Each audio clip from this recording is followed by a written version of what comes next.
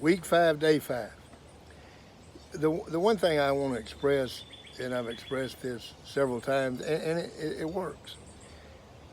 If you want to contact me, coaching to change lives at gmail.com. Coaching to change lives at gmail.com. Everybody needs a curriculum, the written form of the curriculum for you to write your answers on. Developingcharacter.org.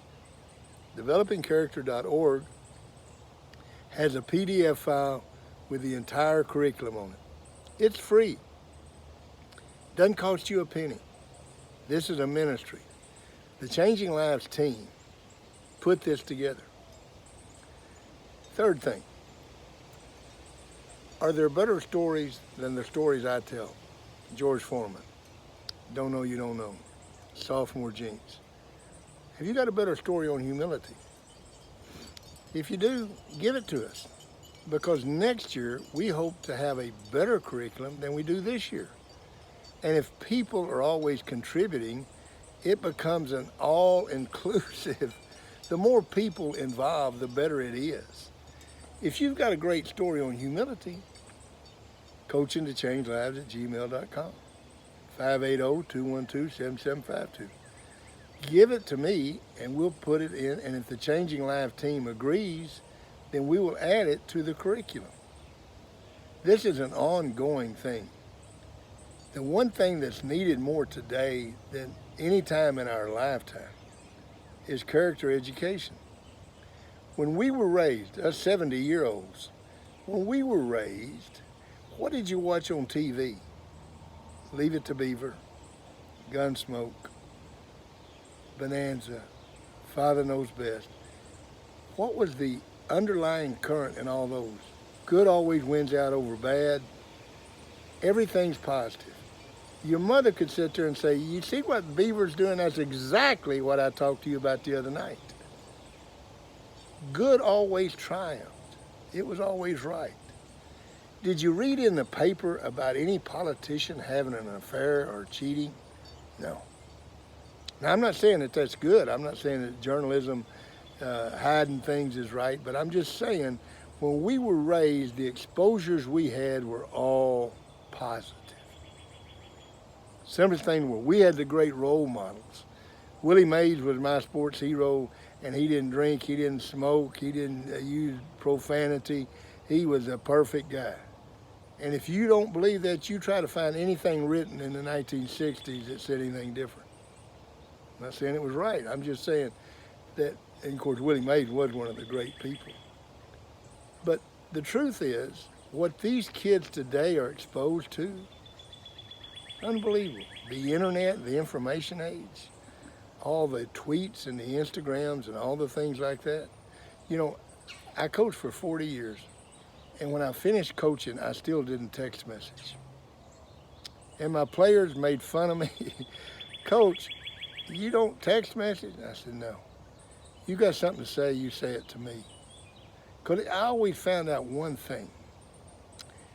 The text messages I got from administrators and booster clubs and people like that, I saw a lot of those that they would never say to my face.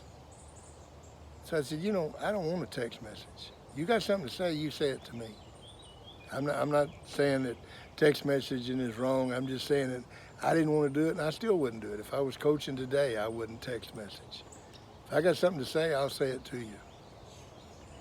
Those exposures that we had, that's what character education is. Now, don't forget this. The word educate means to pull out. It don't mean to pour in. We're not going to pour humility into you. You're not going to listen to me this week and all of a sudden you're going to say, well, I'm going to have humility. No, humility is within you. All I'm trying to get you to do is to pull it out. To realize by the George Foreman story, or the know and don't know story, or the sophomore jinx, that humility is a great quality to have, and you need to have that. Look at this week. For every day that you were humble, give yourself a plus or a minus, or a plus. If you weren't humble, give yourself a minus and say, why weren't you humble? Humility. Write down in complete sentences what you learned about humility this week. Write down what you learned about humility this week. What's the best thing to do? Find somebody that's doing this curriculum with you and talk to them about humility. Have a discussion. Visit with them. That was what was so powerful about the classes that I had and the teams that I coached, is that we would talk about this humility. And in my stories, as you've seen, are 4 to 5 minutes long. And then we talked about it and we discussed it. And then we went on the practice field and we still talked about it. Or we went in the classroom and we talked about it. Or in the hallway. But we talked about humility. Are you being humble? I mean, that team that's 9-0, and they get to thinking they're too good to be beat, guess what happens to them? They get beat. It's all about humility. The upsets happen because the team that's supposed to win lost their humility. And when it happens, they get humiliated, as George Foreman said. Look back at your goals this week. If you got 5 pluses, proud of you. If you got 1 minus, I'm still proud of you. But write down why you got a minus and what you're going to do differently next week. Remember, accept responsibility for who you are, where you are, and what you are. It's been a great week. Humility is a great lesson. See you next week.